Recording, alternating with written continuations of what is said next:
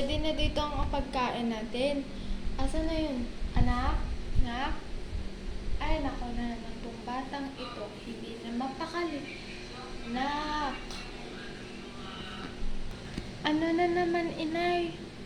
Kakairita naman. Ito yung tinatawagan ko yung boyfriend ko eh. Napaka-epal mo talaga eh, no? Ayoko ng ulam. Lalo na pagluto mo.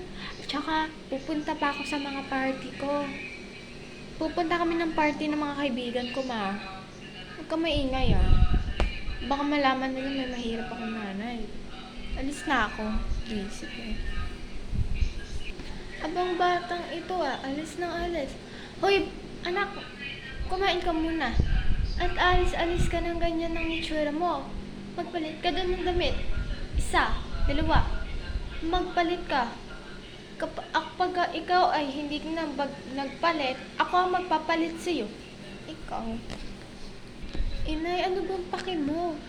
Aalis na nga ako, sabi, diba? Pagka sinabi ko nga aalis na ako. Ano pang magagawa mo, inay? Kakairita naman to eh.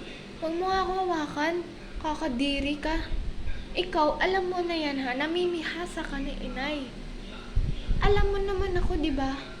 Masunurin dapat masusunod ako, hindi ikaw. Alam kong nanay kita, pero dapat ako ang masusunod.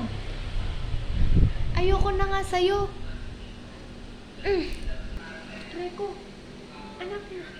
Anak, ba't mo yung ginawa sa akin? Nanay mo ako, sarili mo ako nanay. Anak, ano yun? Bakit mo yun ginawa? Ha? Bakit mo yun ginawa? Gusto mo bang malagot sa tatay mo? Di ba hindi? Ano naman paki ko? Tsaka nang paka ko sa tatay ko. Wala na nga kayong ginagawa dito sa bahay. Makikinig pa ako sa inyo. Ano kayo mga angel? Lalo ka na inay. Alam mo naman ako, di ba? Maganda ako. Tsaka, kapag aalis na ako, bigyan mo ako ng pera. Pengi ako ng 5K, nay. Aalis na ako.